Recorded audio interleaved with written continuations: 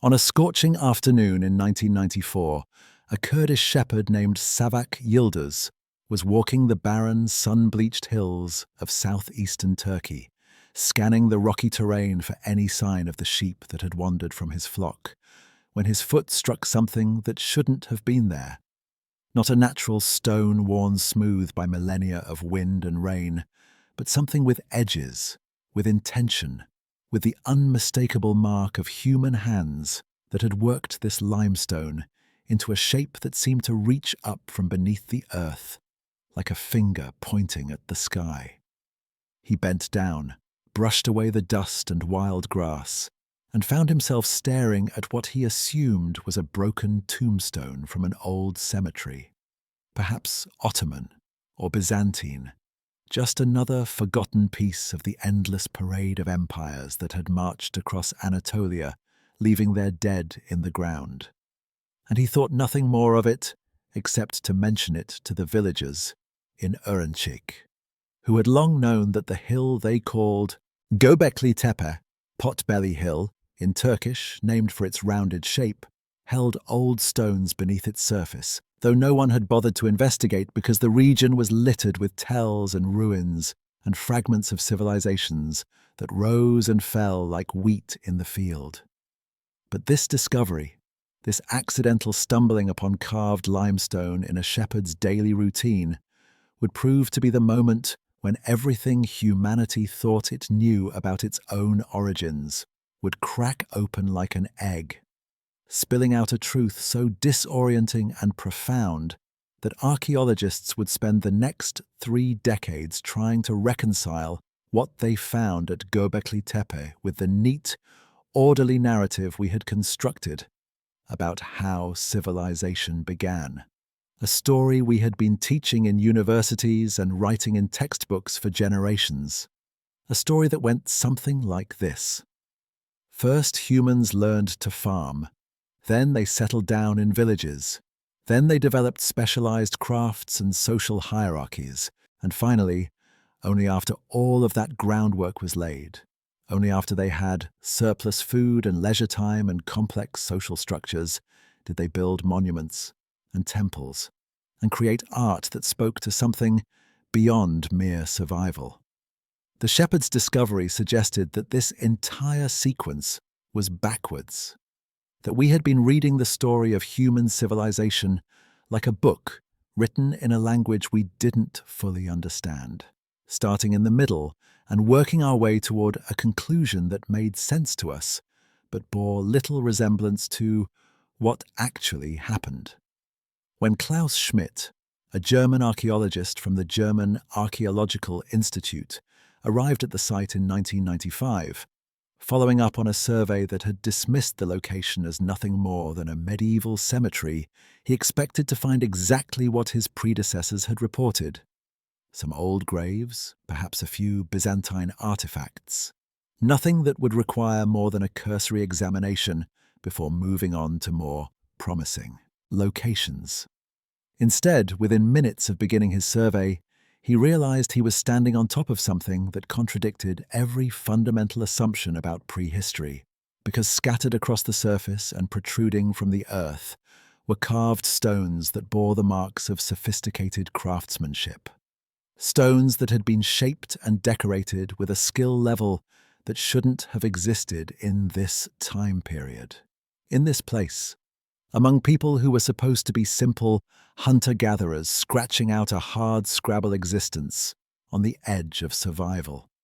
Schmidt, who had spent decades excavating Neolithic sites across the Middle East and knew the material culture of this period as well as anyone alive, felt the kind of electric shock of recognition that comes perhaps once in a lifetime for an archaeologist. The sudden understanding that he was looking at something unprecedented, something that would rewrite the textbooks and force the entire field to reconsider its most basic premises about how human societies evolved from bands of nomadic foragers into settled agricultural communities capable of building monumental architecture. As the excavations began in earnest and the team started to uncover what lay beneath the shepherds' initial discovery, the scale and sophistication of Göbekli Tepe emerged like a fever dream of the ancient world, revealing not the small camps and temporary shelters that characterized hunter-gatherer sites from this period, but instead massive circular enclosures defined by enormous T-shaped limestone pillars, some standing more than 18 feet tall and weighing upward of 16 tons, their surfaces covered with intricate relief carvings of animals, lions, foxes, scorpions, vultures, snakes, wild boars, gazelles, and creatures that seemed to emerge from the stone itself, as if the pillars were windows into another realm where the natural and supernatural blended together in ways that made perfect sense to the people who created them but remain frustratingly opaque to us, separated as we are by 11,000 years of cultural evolution and changed consciousness. These weren't crude stick figures scratched into rock by firelight, but sophisticated three-dimensional representations that demonstrated a keen understanding of anatomy, proportion, and artistic composition. The kind of work that implied not just individual talent, but an artistic tradition. A shared visual language that had been developed and refined over generations, passed down from master to apprentice in ways we can only guess at, because nothing like this had been found anywhere else in the world from this time period. The sheer logistics of what had been accomplished at Göbekli Tepe staggers the imagination even now, even with our modern understanding of engineering and construction, because these 16-ton pillars had been quarried from bedrock, shaped with stone tools into their distinctive T-shape that some researchers interpret as stylized human forms with arms extending along the top of the T, then somehow transported across the landscape and erected in perfect circles. All of this accomplished by people who had no wheels, no metal tools, no domesticated animals to help with the heavy lifting, no written language to record their plans or coordinate their efforts,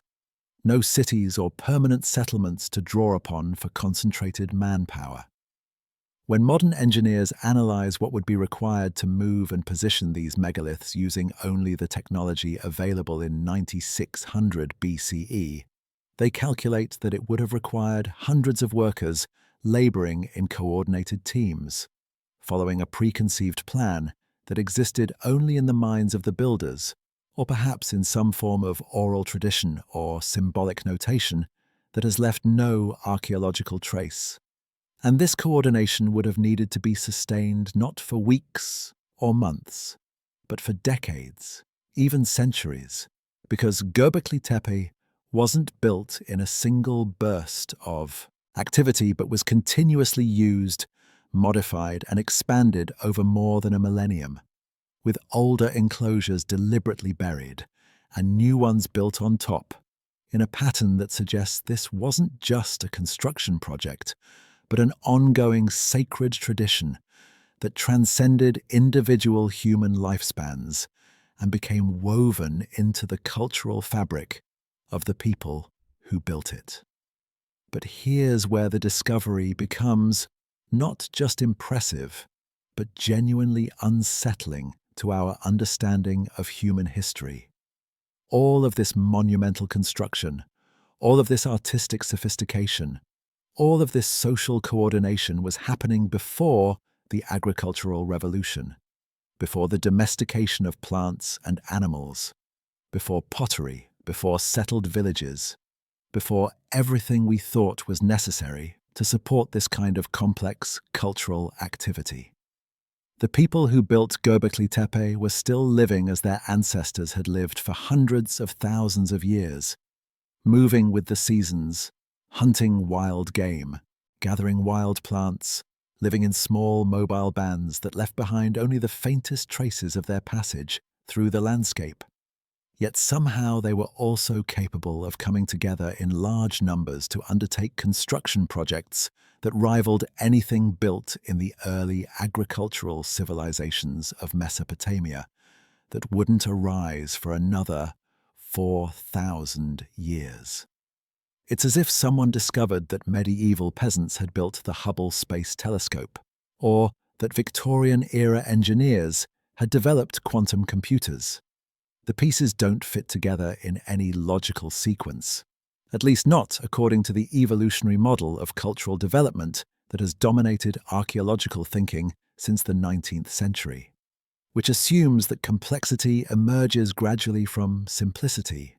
that monumental architecture requires settled agricultural societies to support it, that art and religion are luxuries that come only after basic survival needs have been securely met. Schmidt spent the rest of his life, until his death in 2014, trying to excavate and understand Göbekli Tepe. And with each passing season, the site revealed new mysteries that compounded rather than resolved the central question. What were these people doing here? What drove them to undertake this monumental effort? What purpose did these carved pillars serve that was important enough to justify the enormous expenditure of time and energy required to create them?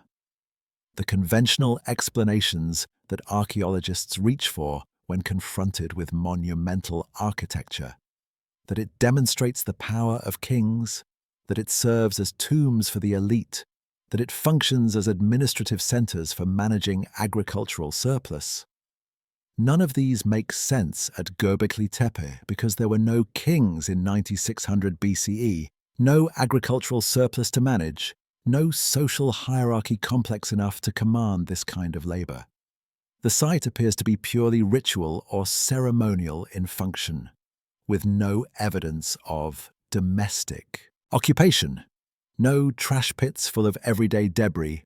no storage facilities or workshops or any of the other mundane features that characterize human settlements,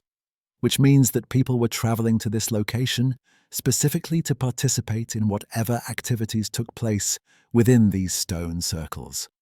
gathering in numbers large enough to consume the thousands of animal bones found at the site.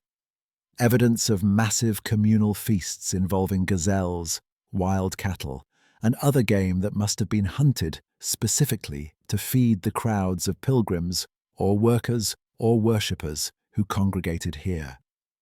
The implications of Göbekli Tepe ripple outward like shock waves through archaeology, anthropology, and our understanding of human nature itself. Because if hunter-gatherers could organize themselves to build monuments before they had any of the supposedly necessary preconditions for complex society, then perhaps we've been fundamentally wrong about the sequence of human cultural evolution. Perhaps religion and ritual and the human impulse to create meaning through shared symbolic systems came first, providing the motivation and organizational framework that eventually led to agriculture and settled life rather than the other way around. Maybe humans didn't develop religion because they had leisure time after securing their food supply through farming. Maybe they invented farming because their religious activities, maintaining sites like Göbekli Tepe, gathering for seasonal ceremonies, feeding the crowds who came to participate, created pressures and opportunities that made settled agriculture necessary, or at least advantageous. In this reading, Göbekli Tepe isn't just an anomaly or an outlier, but rather the missing link that explains how humanity made the transition from the nomadic existence that had characterized our species for its entire evolutionary history to the settled agricultural lifestyle that would eventually give rise to cities, writing, complex, political systems, and all the other features we associate with civilization. And yet, for all the excavation and analysis and scholarly debate that has swirled around Göbekli Tepe for 3 decades, we still cannot answer the most basic question. What were those carved symbols meant to communicate? What message were these ancient builders trying to encode in stone with their menagerie of predatory birds and dangerous animals, their abstract geometric patterns and mysterious anthropomorphic pillars, their careful attention to astronomical alignments, and their deliberate choice to arrange everything in perfect circles. The symbols stare back at us across 11,000 years, tantalizing in their clarity and maddening in their obscurity, suggesting that these people possessed knowledge and capabilities we haven't given them credit for, that they were observing and recording and trying to preserve something they considered vitally important. But what? Were they mapping the stars, chronicling catastrophes, encoding the founding myths of their culture, warning future generations about dangers they had witnessed, or doing something else entirely that we haven't even considered because we're trapped in our own cultural assumptions about what matters and what's worth preserving? The answers, if they can be recovered at all, lie in learning to read those stones the way their creators intended, in deciphering a visual language that predates writing by 7,000 years and speaks to concerns and experiences so foreign to our modern lives that we might lack the conceptual framework to even understand what they're saying, which is exactly where our journey into the mystery of Göbekli Tepe must turn next, toward the carved pillars themselves and the breakthrough moment when researchers believed they had finally cracked the code. When you try to imagine the people who built Göbekli Tepe, your mind naturally reaches for familiar reference points. Ancient Egyptians, organizing thousands of workers to haul blocks for the pyramids, Roman engineers commanding legions of slaves to construct aqueducts and amphitheaters, medieval master builders directing guilds of stonemasons to raise Gothic cathedrals toward heaven. But every single one of these comparisons fails spectacularly because all of those civilizations possessed written language to record their plans and coordinate their labor, maintained permanent settlements where specialized workers could live and train, developed hierarchical bureaucracies to manage resources and personnel, and most importantly, had agricultural systems that generated enough surplus food to support large numbers of people who weren't directly involved in food production. The builders of Göbekli Tepe had none of these things, absolutely none of them, which means they accomplished something that by all reasonable calculations should have been impossible. And the more closely archaeologists examine the evidence of how they lived and what they were capable of, the more the conventional narrative of human cultural evolution, that steady, logical progression from simple to complex, from primitive to sophisticated, begins to crumble like those ancient limestone pillars, weathering under the relentless assault of 11,000 Turkish winters. The archaeological evidence paints a portrait of these builders that verges on the paradoxical, a people who lived with one foot firmly planted in the Paleolithic past, while reaching forward with the other towards something entirely unprecedented in human experience. Because when researchers analyze the animal bones, plant remains, and stone tools scattered around Göbekli Tepe, they found no evidence whatsoever of domesticated cereals or legumes, no bones from sheep or goats or cattle that showed the telltale signs of selective breeding, no pottery for storing surplus grain, no permanent dwelling structures that would indicate year-round occupation. Nothing. That would suggest these people had made the transition to agricultural life that we've always assumed was the necessary foundation for building monumental architecture. Instead, what they found was the material signature of pure hunter-gatherers. Stone blades for butchering wild game, grinding stones for processing wild seeds and nuts, the bones of gazelles and wild cattle and birds that had been hunted rather than raised. Evidence of a people who were still living essentially the same lifestyle their ancestors had pursued for hundreds of thousands of years, following animal migrations, exploiting seasonal abundances of wild foods, moving across the landscape in patterns dictated by the availability of resources rather than staying put in one location year after year. And yet these supposedly primitive hunter-gatherers were simultaneously engaging in activities that required planning, organization, and social coordination on a scale that wouldn't be seen again for millennia, which forces us to completely recalibrate our understanding of what hunter-gatherer societies were capable of achieving when they put their collective minds and muscles toward a common goal. Consider for a moment the sheer physical challenge of what these people accomplished, because each of those massive T-shaped pillars that define the circular enclosures at Göbekli Tepe began its existence as solid bedrock in a limestone quarry located on the slopes of the hill itself, where workers using only stone tools, hammers and picks made from harder stones like flint and basalt, would have spent weeks or even months painstakingly pecking away at the limestone,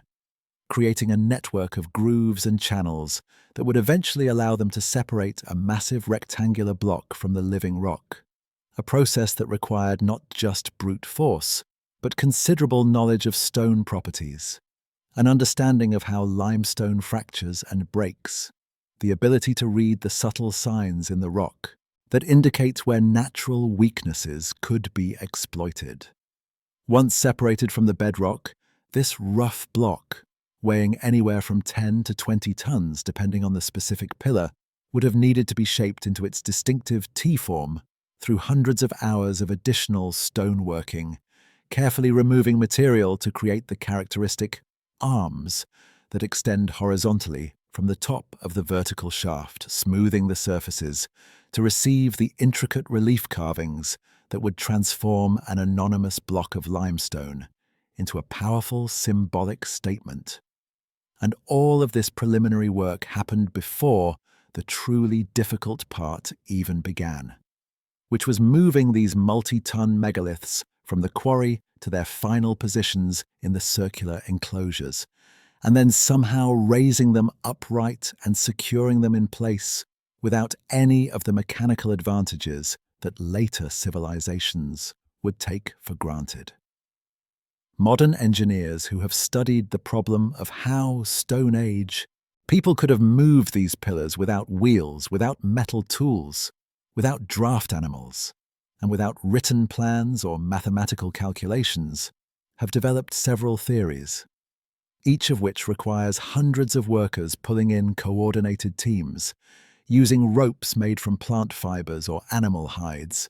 perhaps employing wooden rollers or sledges to reduce friction as the massive stones were dragged across the landscape, possibly taking advantage of the natural slope of the terrain to help with positioning, definitely requiring some form of ramps or earthenworks to tip the pillars from horizontal to vertical orientation once they reached their destination, and above all, demanding a level of coordination and communication that seems almost miraculous for a society that left no written records, no architectural plans, no administrative documents that might tell us how they organized this massive undertaking.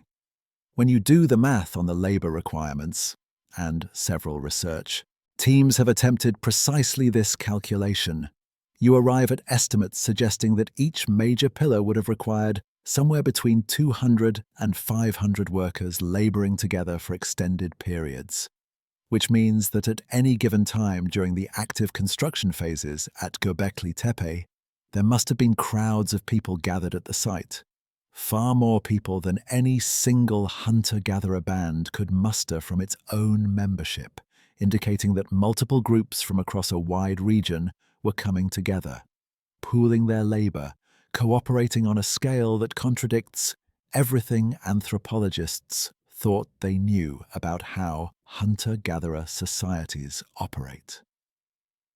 The conventional wisdom about hunter-gatherer social organization, based on extensive ethnographic studies of modern foraging peoples and archaeological evidence from Paleolithic sites around the world, suggests that these societies typically lived in small, mobile bands, rarely exceeding 50 or 60. Individuals that they maintained relatively egalitarian social structures, without hereditary chiefs or formalized hierarchies,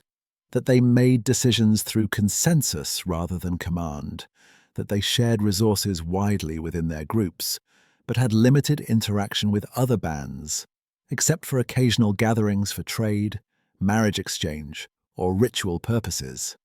and that their mobile lifestyle precluded the accumulation of material possessions or the development of specialized occupational roles beyond the basic gender-based division of labor that anthropologists observe in virtually all foraging societies.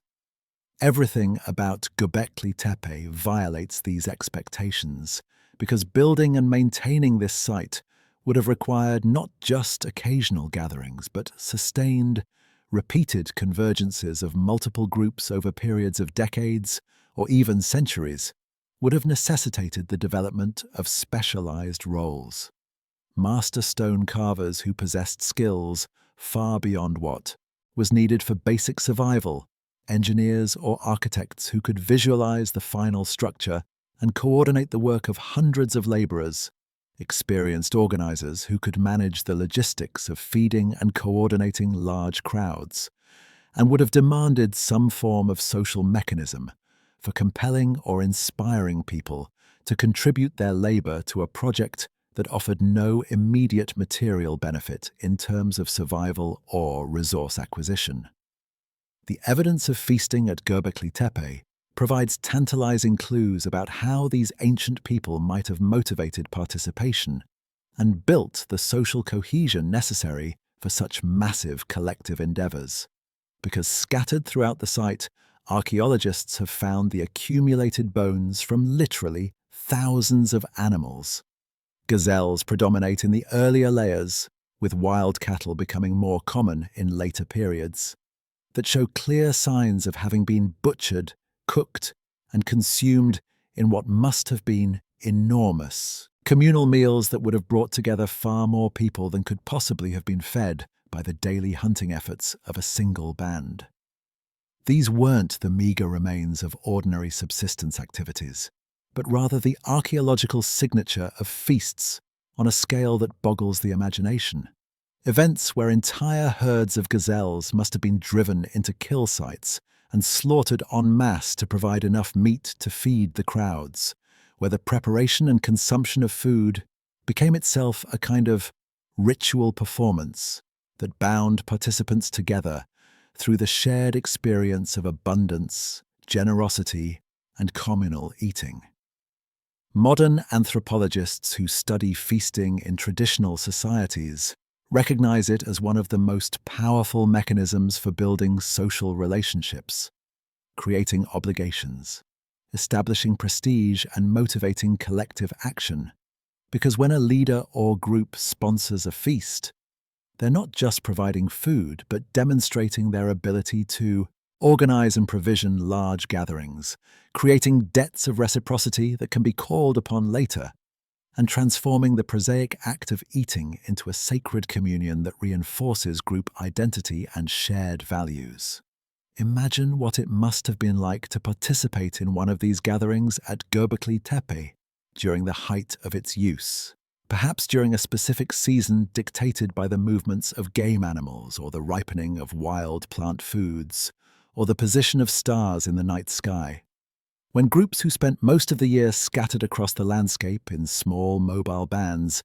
would begin converging on this sacred hill, following routes that had been established through generations of repeated use,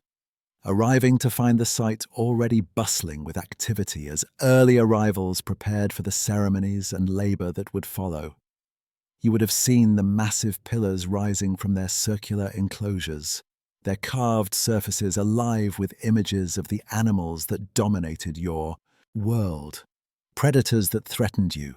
prey that sustained you, creatures whose habits and habitats you knew intimately from a lifetime of observation, but who here took on new meanings, new significance, transformed from mere animals into symbols that connected the visible world of everyday experience with invisible realms of meaning and power that could only be accessed through ritual and shared belief. You would have smelled the smoke from cooking fires, heard the sounds of stone tools striking limestone as work continued on new pillars or modifications to existing structures, felt the electric atmosphere of hundreds or perhaps even thousands of people gathered in one place. A concentration of humanity that would have been unprecedented in your normal experience of life in small, scattered bands. And this gathering itself would have reinforced the sense that you were participating in something extraordinary,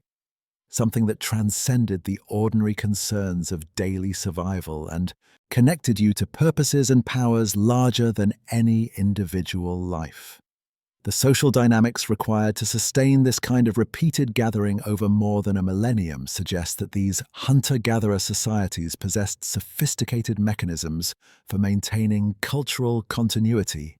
transmitting specialized knowledge, and organizing collective action that we've historically attributed only to settled agricultural societies with formal institutions and written records, which raises profound questions about whether the transition to agriculture was really the transformative breakthrough we've always assumed it to be, or whether the crucial cognitive and social revolutions that made civilization possible had actually already occurred among these late Paleolithic foragers, with agriculture being merely a technical innovation that allowed them to sustain year-round what they had previously achieved only seasonally or periodically. Some researchers have gone so far as to suggest that Göbekli Tepe itself and the social and ritual obligations it created might have been the driving force that pushed these groups toward experimenting with plant cultivation and animal domestication. Because if you're committed to gathering regularly at a specific location, if you're obligated to contribute labor and participate in feasts, if you're part of a ritual tradition that demands your presence at particular times and places, then suddenly the advantages of staying nearby, of cultivating wild cereals and pulses in plots near the sacred site, of managing wild sheep and goat populations to ensure reliable meat supplies for feasting, become much more apparent. In this revolutionary interpretation, religion didn't emerge as a byproduct of agricultural surplus and settled life. Rather, the human impulse to create shared meaning through ritual and sacred architecture came first, and agriculture was invented as a practical solution to the logistical challenges created by our spiritual aspirations.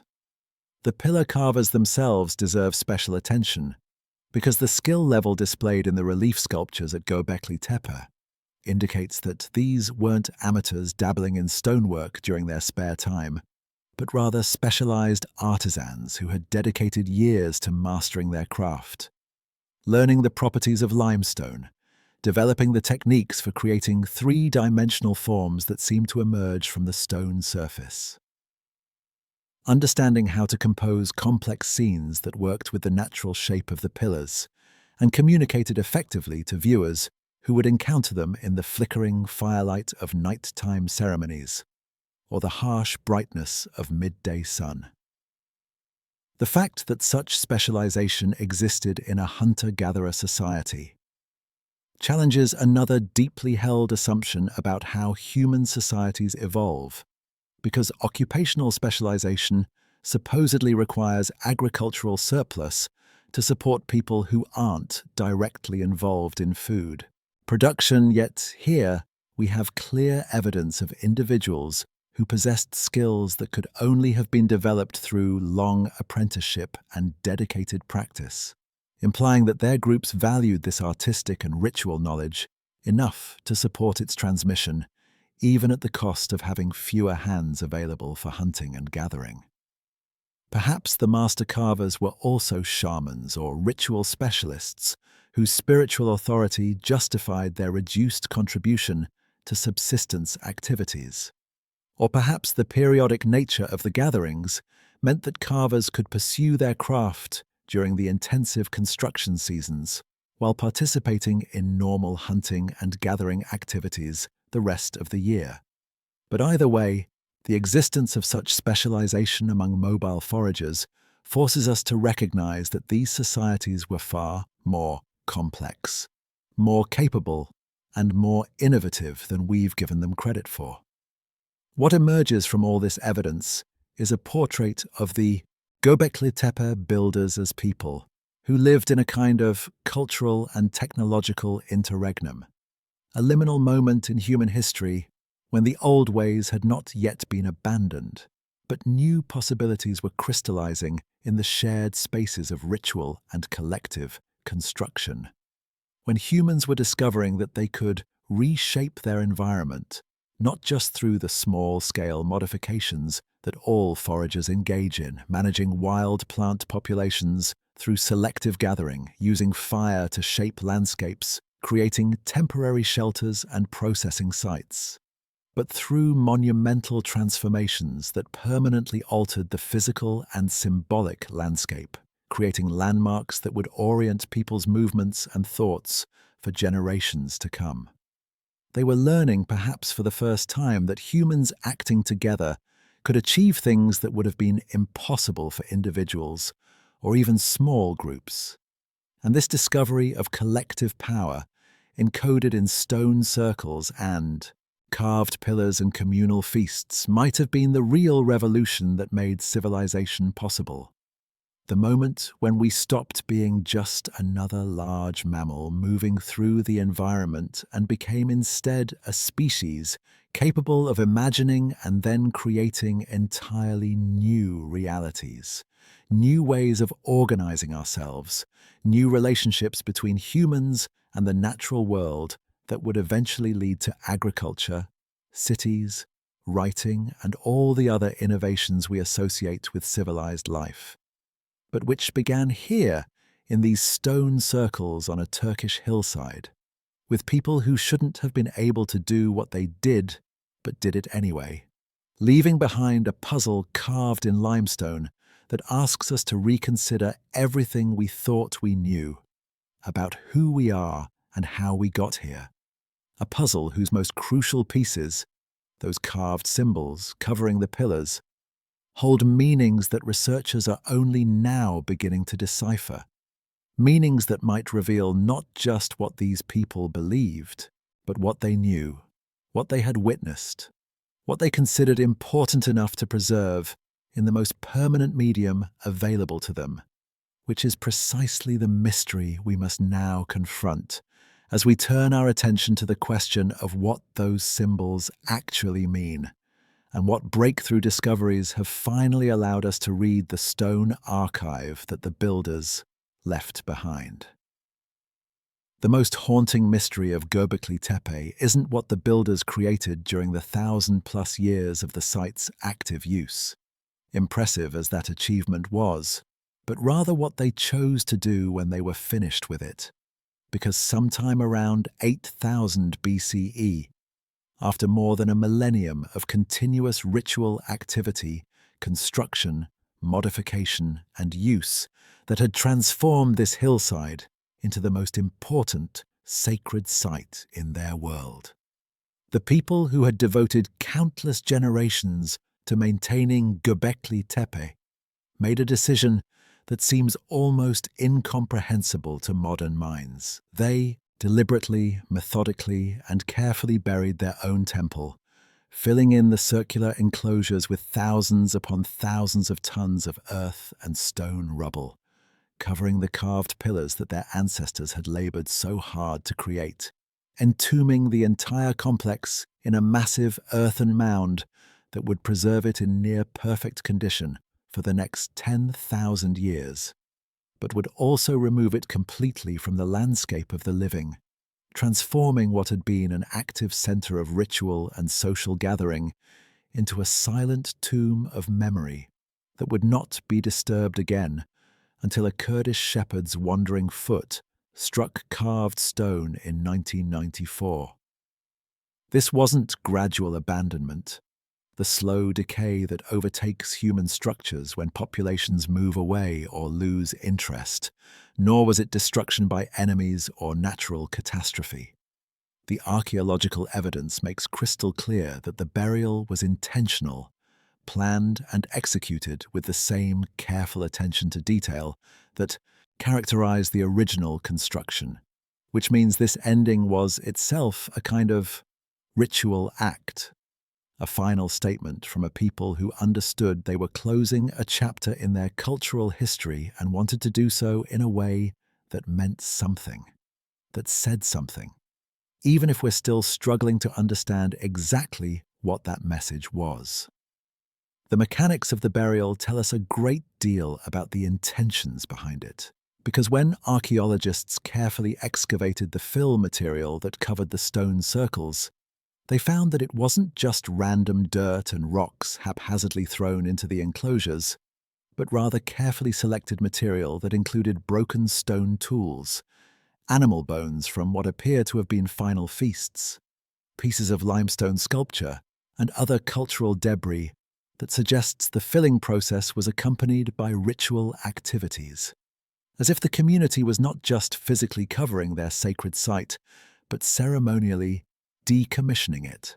perhaps conducting final ceremonies within the circles before beginning the long process of burial that would have required nearly as much labor as the original construction.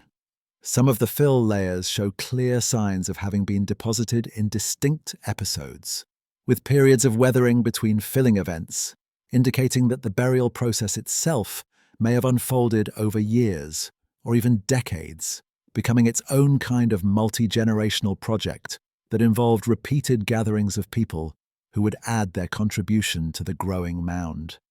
Each load of earth and stone becoming a kind of offering, a final gift to the sacred space that had anchored their ancestors' spiritual lives for longer than anyone could remember.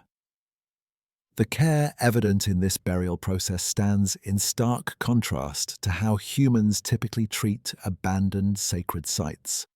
which are usually either deliberately desecrated by enemies who want to demonstrate the powerlessness of the old gods,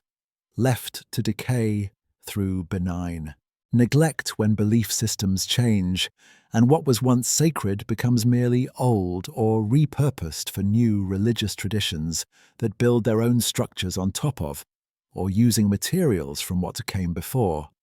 erasing the old to make way for the new without particular reverence for what's being destroyed. But the builders of Göbekli Tepe chose none of these options, instead creating what amounts to an intentional time capsule, preserving their sacred site with the kind of care that suggests they wanted it to endure, wanted future generations, perhaps their own distant descendants, perhaps people from cultures and times they couldn't even imagine, to one day discover what they had built and understand something of who they were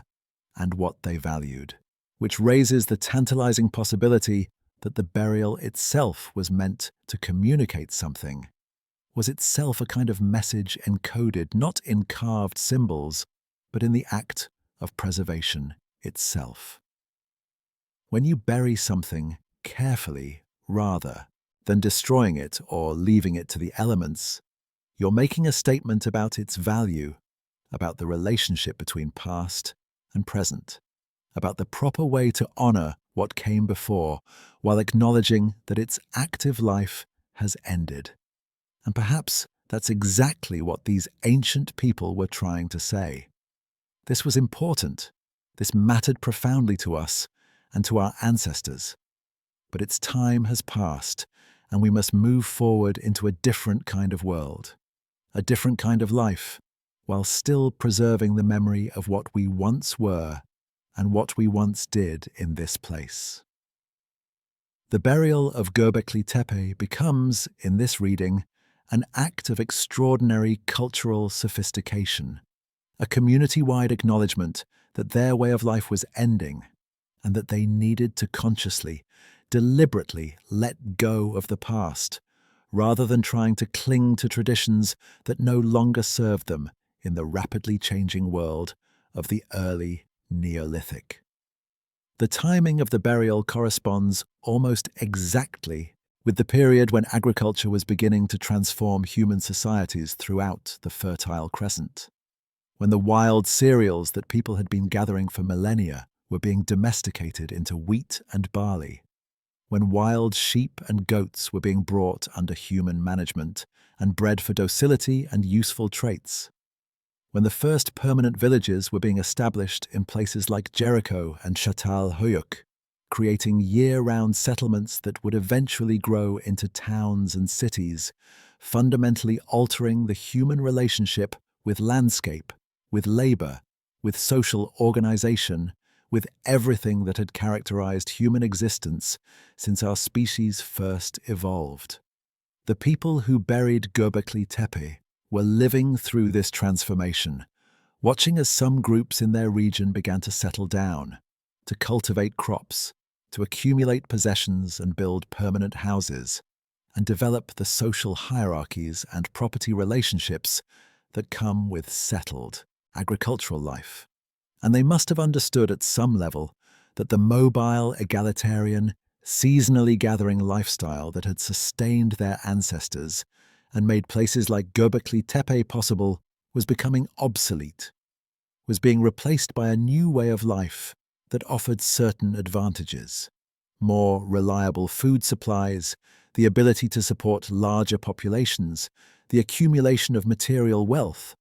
but also demanded profound sacrifices, because once you commit to agriculture, you're tied to your fields, bound to the land in ways that nomadic foragers never were, subject to new forms of social control and hierarchy, vulnerable to crop failures and property disputes, and all the other complications that come with settled life and material accumulation. Perhaps the burial of Göbekli Tepe was their way of acknowledging this transition, of recognizing that the sacred geography of the mobile hunter-gatherer world, where certain places held special significance and drew people from, across the landscape for seasonal gatherings and ritual activities, was incompatible with the new agricultural world where people stayed in one place year-round, where the sacred increasingly became localized in village shrines and household altars rather than in remote hilltop temples that required journeys to reach,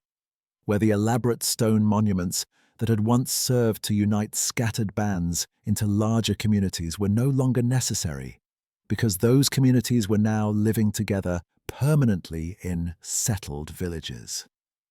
The deliberate burial could be understood as a funeral for a way of life,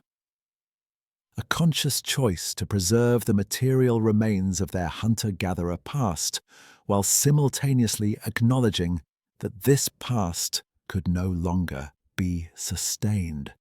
that the world was changing in ways that made the old traditions impossible to maintain, and that the most respectful thing they could do was to carefully put their sacred site to rest, rather than letting it fall into ruin or be repurposed for profane uses that would dishonor the generations who had built and maintained it during its centuries of active use, when it stood as the center of their spiritual and social universe and anchored their sense of identity and connection to both their ancestors and the sacred powers that governed their world. Modern parallels to this kind of deliberate, reverential decommissioning are surprisingly rare, because most human societies don't possess the cultural self-awareness or the long-term perspective to recognize when fundamental transitions are occurring, and to mark them with this kind of deliberate ritual closure. But we can perhaps find echoes of what happened at Göbekli Tepe in certain extraordinary moments, when communities have chosen to ceremonially end something important rather than simply letting it fade away or be destroyed. Think of the elaborate ceremonies that accompanied the decommissioning of nuclear weapons after the end of the Cold War, where instruments of destruction were publicly dismantled as a way of marking the end of an era and the hope for a different kind of future, or the way certain indigenous communities have performed closing ceremonies when abandoning traditional village sites, acknowledging that the spirits of place must be properly addressed before the living move on, or even the contemporary practice of time capsules, where we carefully select objects that represent our current moment and bury them with the explicit intention that future generations will one day excavate them and learn something about who we were and what mattered to us. The people who buried Göbekli Tepe were doing something similar, but on a monumentally larger scale, creating a time capsule not of small portable objects, but of an entire sacred complex, complete with its monumental architecture and carved symbolism, preserving it against the day when someone, perhaps people so different from themselves that they might as well be from another world, would dig through the concealing earth and encounter the evidence of what these late Paleolithic foragers had achieved and what they had chosen to leave behind when they moved forward into the agricultural future. There's also something profoundly poignant about the fact that the burial preserved Göbekli Tepe so perfectly, because the earthen cover protected the limestone pillars from 10,000 years of weathering, erosion, and potential human interference, which means that when modern archaeologists finally began excavating the site, they found the carvings in remarkably good condition, still sharp and clear enough to study in detail, still capable of communicating across the vast gulf of time that separates their creators from our own era of smartphones and satellites and genetic engineering. And perhaps that preservation was exactly what the builders intended, was part of the message they were trying to send forward through time. Maybe they understood, in ways that most human societies don't, that they were living through a pivotal moment in human history, that the transition from hunting and gathering to agriculture was not just another minor adjustment in subsistence strategy, but rather a fundamental transformation that would set humanity on an entirely different trajectory, leading eventually to everything we now associate with civilization. Cities, writing, mathematics, science, technology, the endless complications and contradictions of complex societies. And maybe they wanted to preserve evidence of what humans were capable of achieving before that transformation, before we locked ourselves into the agricultural lifestyle that would eventually lead to our modern world with all its wonders and horrors. The burial might also have been motivated by more immediate and practical concerns, because maintaining a site like Göbekli Tepe would have required enormous ongoing investment of labor and resources.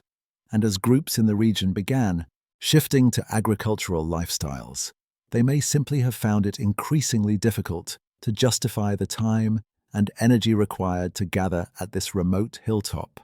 when their new settled lifestyle demanded constant attention to fields and flocks, and the endless round of agricultural tasks that fills the farming calendar. The scattered mobile bands that had once converged seasonally at Göbekli Tepe were consolidating into permanent villages, and perhaps the social mechanisms that had previously motivated people to contribute labor to this collective project, the feasting obligations, the prestige associated with participation, the religious authority invested in the site itself, were breaking down as new forms of social organization emerged to address the needs of settled agricultural communities. New sacred sites arose closer to where people actually lived, and the old ways simply became too burdensome to sustain in the face of competing demands on people's time and loyalty. Rather than allowing Göbekli Tepe to fall into gradual disuse and eventual ruin, to become a sad reminder of abandoned traditions and forgotten obligations, the decision to deliberately bury it might have been a way of bringing formal closure to this chapter of their history, allowing everyone involved to feel that they had properly honored their ancestors and their traditions while freeing themselves to fully commit to the new agricultural lifestyle, without the guilty feeling that they were simply abandoning something sacred. Whatever combination of spiritual, social, and practical motivations drove the decision to bury Göbekli Tepe, the fact remains that this burial was itself the site's final message. The last thing these people chose to say through their actions, if not through their now silent voices. And when we try to read that message, we're confronted with the same fundamental challenge that faces anyone trying to understand the carved symbols on the pillars themselves. We're attempting to comprehend the motivations and meanings of people who lived in a radically different world, who thought in categories and concepts we can barely imagine, who were grappling with transformations and challenges that have no exact parallel in our own experience, even though we like to think we understand them through archaeological analysis and anthropological theory. The buried temple asks us to consider what it means to consciously end something, to let go of traditions that have defined your people's identity for generations beyond counting, to step forward into an uncertain future while still trying to preserve some connection to the past. And these are questions that feel urgently relevant today as we watch our own agricultural, industrial civilization strain under the weight of its own contradictions and wonder what comes next, what we might need to let go of, what we should try to preserve for whoever comes after, and whether we possess the wisdom and the will to make those decisions consciously rather than simply letting circumstances dictate the terms of our transformation. Which brings us finally to the question of what those ancient builders knew that we seem to have forgotten. What lessons might be encoded not just in their carved pillars, but in their decision to bury them, and whether understanding their choices might help us navigate our own era of transformation and uncertainty as we face challenges that seem almost as unprecedented and disorienting as the agricultural revolution must have seemed to the last generation of hunter-gatherers who gathered at Göbekli Tepe, before covering it with earth and walking away toward a future they couldn't fully imagine, but were determined to meet with intention and purpose. The greatest irony of Göbekli Tepe is that we've spent the better part of 3 decades excavating it with our advanced archaeological techniques, analyzing it with our sophisticated scientific instruments, debating it in our academic journals and conferences, trying desperately to understand what these primitive people were doing and thinking and believing, when perhaps the real lesson staring back at us from those carved limestone pillars is that our entire framework for understanding human progress, that comfortable narrative where history moves in a straight line from simple to complex, from ignorant to enlightened, from primitive to advanced, is fundamentally flawed. A comforting story we tell ourselves to justify our own moment in history, but one that badly misrepresents what humans have always been capable of, when necessity, inspiration, or spiritual calling demanded extraordinary achievements. The people who built Göbekli Tepe weren't fumbling towards civilization like children learning to walk, gradually accumulating the knowledge and capabilities that would eventually allow their distant descendants to build cities and write epic poems and calculate the orbits of planets.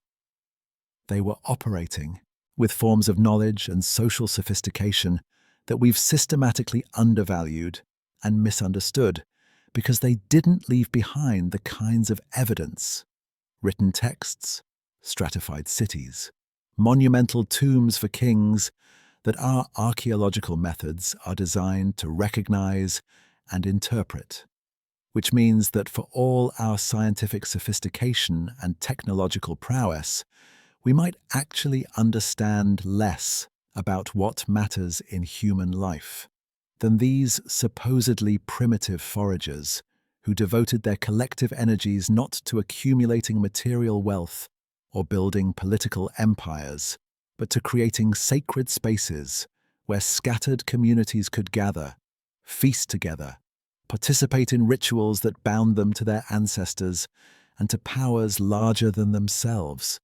and maintain cultural continuity across generations, without any of the institutional structures we consider necessary for complex societies to function.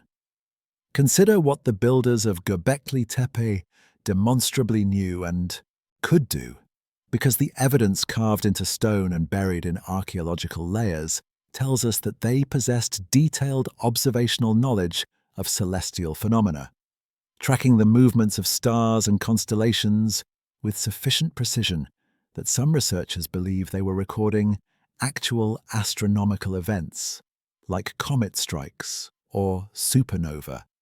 that they understood animal behavior well enough to create sophisticated symbolic systems using predators and prey as metaphors for larger cosmic or social principles, that they had mastered engineering principles sufficient to move and position multi-ton megaliths without written calculations or mechanical devices, that they had developed artistic traditions sophisticated enough to produce three-dimensional relief sculptures that remain powerful and evocative 11,000 years after their creation. And perhaps most impressively, that they had created social mechanisms capable of motivating hundreds of people to work together on projects that offered no immediate survival benefit, but served purely symbolic and spiritual purposes. All of this was accomplished without cities, without writing, without formal bureaucracies, without any of the institutional structures that we moderns assume are necessary prerequisites for complex cultural achievements, which should force us to ask some uncomfortable questions about whether the agricultural revolution and the rise of civilization that followed actually represented progress in any meaningful sense, or whether it was more of a trade-off, gaining certain capabilities while losing others, solving some problems while creating new ones, and whether the people who lived through that transition and made the decision to bury Göbekli Tepe understood something about the costs of civilization that we've conveniently forgotten in our celebration of our own technological and social complexity. The 1,000+ years of cultural continuity at Göbekli Tepe stands in stark contrast to the frantic pace of change that characterizes our own era, where technologies that seemed revolutionary a decade ago are now obsolete, where social institutions that served for generations are collapsing under the weight of their own contradictions, where the rate of cultural transformation has accelerated to the point that children and parents often live in functionally different worlds, separated not by geography, but by the technological and social changes that unfold within a single human lifetime, leaving us with little sense of connection to our own history and even less confidence about what the future holds. The builders of Göbekli Tepe, by contrast, maintained their ritual traditions and continued adding to and modifying their sacred site across 30 or 40 generations, passing down the specialized knowledge required for stone carving and monument building and whatever ritual practices took place within those circular enclosures, preserving their cultural identity and sense of purpose across time spans that we can barely imagine sustaining anything unchanged. And they did this without writing to record their traditions, without institutions to enforce conformity, apparently through nothing more than the power of shared belief and collective commitment to maintaining connections with their ancestors and with the sacred powers they believed governed their world. There's a kind of wisdom in that continuity, a recognition that not everything needs to change constantly, that some things are worth preserving across generations, even at considerable cost, that cultural memory and spiritual connection might be more valuable than material accumulation or technological innovation, And perhaps that's precisely what we've lost in our headlong rush toward progress. Our assumption that newer is always better. Our willingness to discard traditions and relationships and ways of being in favor of whatever promises greater efficiency or productivity or material comfort. The animal symbolism that dominates the carved pillars at Göbekli Tepe speaks to a worldview fundamentally different from our own modern understanding of humanity's place in nature. Because these carvings don't show humans as masters of the natural world,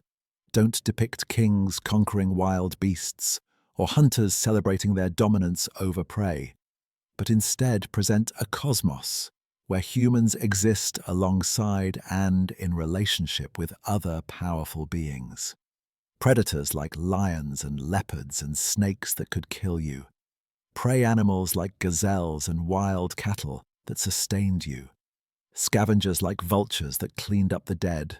and perhaps carried souls to other realms, all of them portrayed with careful attention to their distinctive characteristics, and all of them seemingly equal in importance to the rare anthropomorphic figures that appear in the carvings. This suggests that the builders of Göbekli Tepe saw themselves as participants in a living cosmos, rather than as separate from or superior to the natural world, that they understood humans as one kind of being among many, rather than as the pinnacle of creation or the masters of all they surveyed. And perhaps this perspective allowed them to live more sustainably, more in balance with their environment, than we've managed with all our scientific knowledge and technological capabilities, because they knew from daily experience that they depended on the continued abundance of wild animals and plants,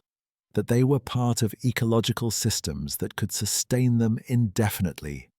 if treated with respect, but could also fail if overexploited,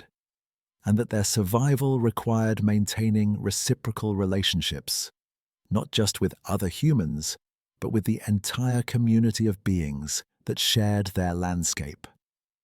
The headless human figures that appear in some of the Göbekli Tepe carvings have puzzled researchers for years, but perhaps they represent something profound about how these people understood individual identity and collective purpose.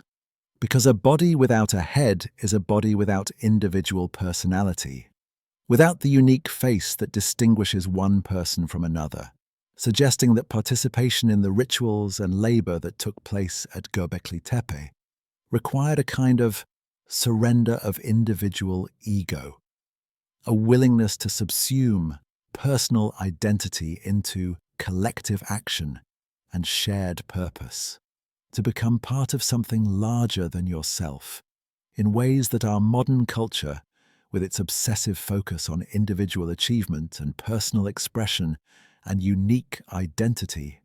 finds almost incomprehensible and vaguely threatening. We celebrate the individual genius, the lone innovator who breaks from tradition to create something new, the personal journey of self-discovery and self-creation that supposedly defines a meaningful human life. But maybe the builders of Göbekli Tepe knew something we've forgotten about the power and satisfaction that comes from being part of collective endeavors that transcend individual lifetimes, from contributing your labor and skill to projects whose completion you might not live to see, from maintaining traditions that connect you to ancestors you never knew and descendants you'll never meet, from finding meaning not in personal achievement, but in participation in something enduring and communal and larger than any individual life could encompass. As we stand now in our own moment of civilizational transformation, watching artificial intelligence reshape every aspect of our lives with a speed and thoroughness that makes the agricultural revolution look gradual by comparison, witnessing climate change accelerate beyond the predictions of even the most pessimistic models, seeing social institutions and shared beliefs that held societies together for generations dissolve into competing narratives and tribal allegiances. Feeling the ground shift beneath our feet as everything we thought was solid and permanent reveals itself to be contingent and temporary. Perhaps we should pay attention to what those ancient builders did when they faced their own moment of transformation, their own recognition that the world they knew was ending and something fundamentally different was beginning. They didn't deny the change or fight against it, or pretend they could maintain their old ways indefinitely in the face of radically altered circumstances. Instead, they chose to consciously, deliberately mark the transition, to honor what came before while acknowledging it couldn't continue, to preserve what they valued in the best way they knew how, and then to let go, to bury their sacred site with care and intention, and walk away toward a future they couldn't fully predict, but were determined to meet with eyes open and hearts prepared for whatever came next. And that capacity for conscious transition, for letting go of what no longer serves while preserving memory and meaning, might be exactly what we need to cultivate in ourselves as we navigate our own era of transformation and uncertainty. The message carved into those pillars and encoded in their careful burial might be simpler and more profound than all our academic theories about astronomical observations or impact events or shamanic visions, because perhaps what they were really trying to tell us, what they spent 1,000 years building and then deliberately buried for safekeeping, is something like this. We were here, we lived, we worked together to create something beautiful and meaningful. We maintained our traditions and our connections to each other and to the sacred for longer than memory. We adapted when we needed to,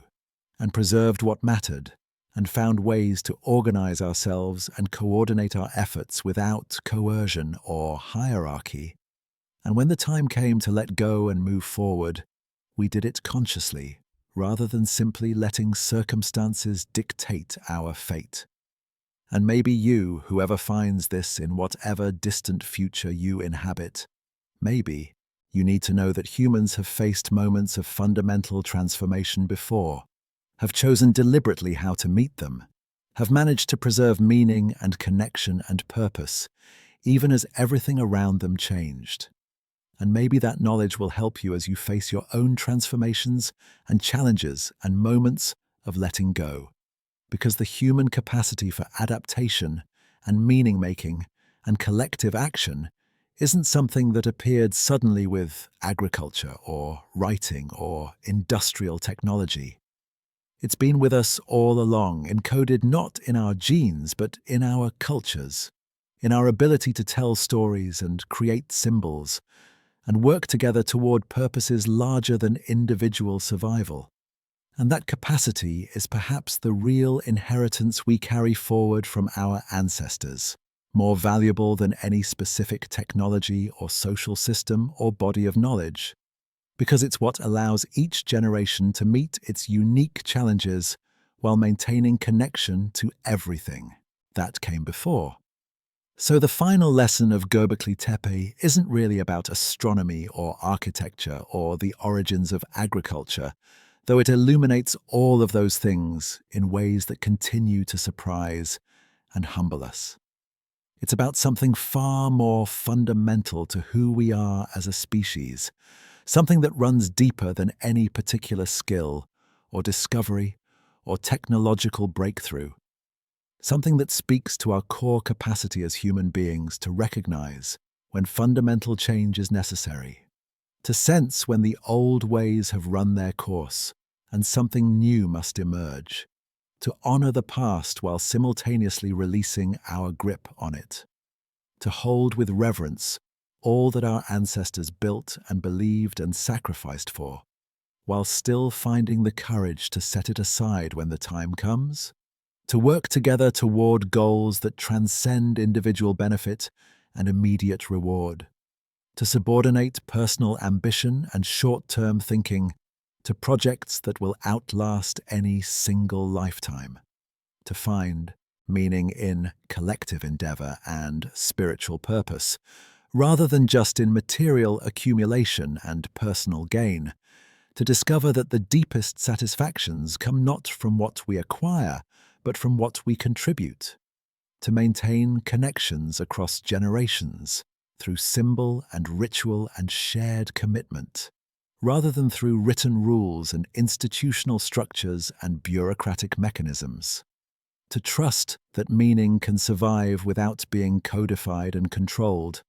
and to face uncertainty and transformation with intention, rather than simply reacting to whatever circumstances impose upon us, to approach the unknown as active participants in our own becoming, rather than as passive victims of forces beyond our control. We didn't need to dig up Göbekli Tepe to learn these lessons. They're lessons that every human generation has to relearn for itself. Lessons that cannot simply be transmitted through books or lectures, but must be lived and struggled with and earned through direct experience. But maybe we needed the reminder, carved in stone and buried with extraordinary care by people who understood exactly what they were doing, that our ancestors understood these things long before we convinced ourselves that we'd progressed beyond such primitive concerns. Long before we began to believe that technological sophistication and material abundance had somehow rendered obsolete the ancient wisdom about how to live together, how to find meaning, how to face the great transitions that punctuate every human life and every human civilization. Maybe we need to recover some of that ancient wisdom, that capacity for conscious transition and collective purpose and meaningful letting go, that ability to distinguish between what is truly essential and what merely seems essential, because we've grown accustomed to it as we navigate our own passage from one world to another,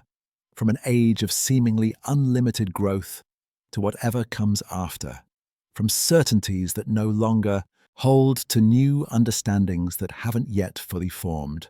hoping that we too will have the wisdom to preserve what matters while releasing what no longer serves. To identify amid all our accumulated knowledge and technology and institutional complexity what is genuinely worth carrying forward and what has become mere weight that slows our progress. To face our future with the same clear-eyed determination that led those ancient builders to bury their temple and walk away toward whatever came next, neither clinging desperately to what they were leaving behind, nor rushing heedlessly toward what lay ahead, but moving with deliberate purpose through the threshold between one way of being and another. Those builders trusted that they'd done what they could to preserve meaning for whoever would come after, that by encoding their understanding in stone and animal imagery and careful astronomical alignments, they were creating a message that might survive the long silence between their time and ours, and they hoped that their work would endure long enough to reach someone who needed to hear it, someone standing at their own moment of crisis and transformation, someone like us, arriving 12,000 years later with our own technologies and certainties and anxieties, standing at our own precipice of transformation where the old world is dying and the new one struggles to be born, trying to figure out what to keep and what to let go, what to build and what to bury, which of our inherited structures and beliefs and ways of living deserve to be carried forward, and which need to be released with gratitude and grief, and how to move forward with intention and purpose into a future that seems as uncertain and transformative as anything those ancient people faced when they gathered for the last time in their stone circles, performed whatever final rituals marked the ending of an era, took their last look at the pillars rising toward a sky full of stars whose patterns they had. Learned to read like a sacred text, picked up their tools and baskets, and began the long, slow work of covering their creation with earth, layer by careful layer, until nothing remained visible but a hill that would keep its secret for millennia. They walked away from Göbekli Tepe carrying with them whatever could not be carved in stone, the songs, the stories, the felt sense of what it all meant, and they walked toward a future they could not fully imagine,